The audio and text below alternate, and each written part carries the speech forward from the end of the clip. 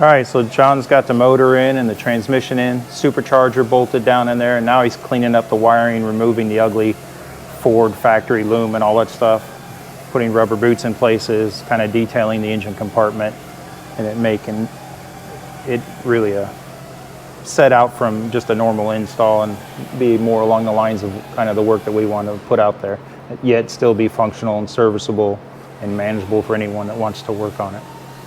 So a little bit extra time, but it goes a long ways.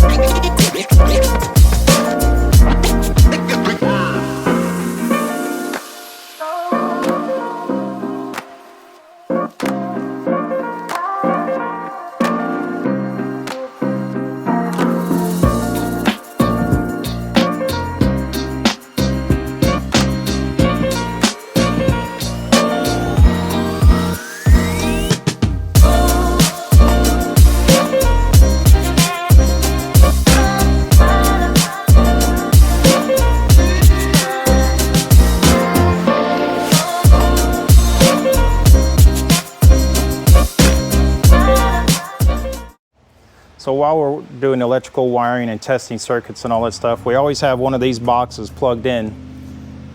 It's a 100 amp power supply at 12 volts, so we don't drain the battery, we don't ruin the battery, we don't have a battery charger on it. It's a consistent voltage, it can be plugged in all day, and we don't have to worry about anything as far as the battery or a battery charge is concerned. We'll all have a consistent amount of power, so all the circuits can always be checked.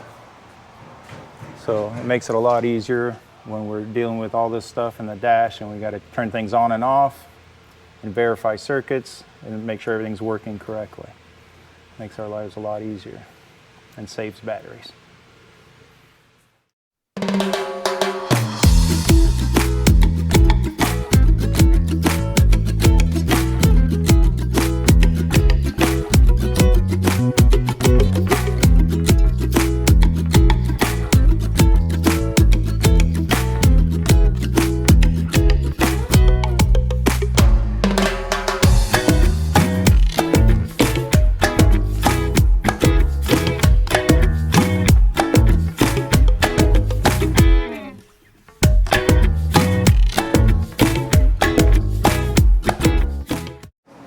Casper's got all the sheet metal side done for both inner fenders. Now they just need to be welded together and fitted, trimmed up so they can be one piece.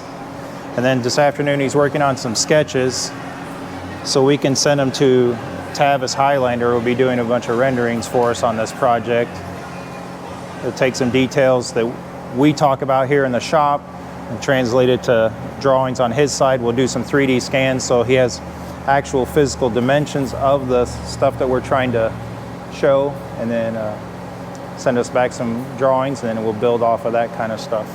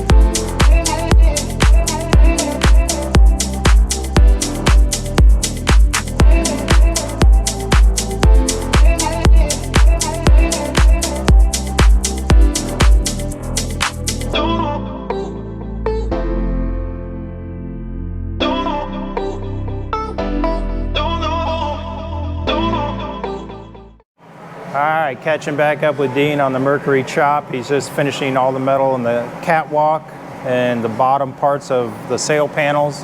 Next, he'll be moving into the roof panels and getting those finished out. And then he can get underneath the catwalk and put the structure back in there. And then we'll work on going back to the garnish moldings. Getting everything cleaned up, fitting, and looking good for Mr. Weber.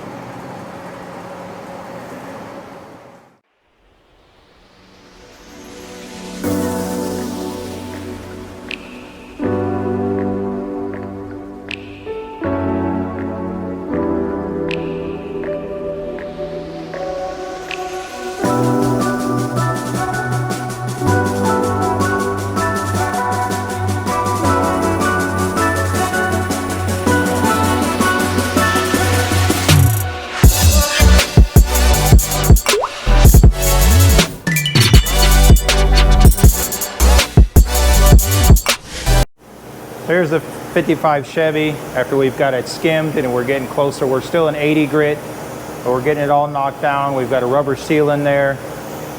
We're getting the trunk latch put together now so we can close it each time and get the exact placement of the deck lid. So then we can start getting panel alignment all around the other panels to the trunk.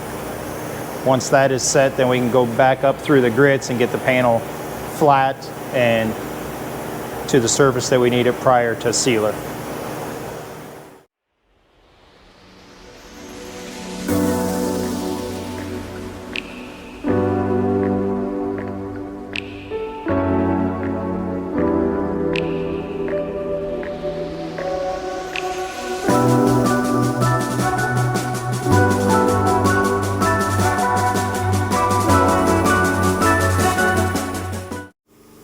So you can see Tommy's got the dash all primered up and the lower console in primer, so we're getting closer and closer to the final fitment of everything and make sure that we have the right gaps in the right areas. You can see here we've got room for paint and clear because it's going to build up on both sides.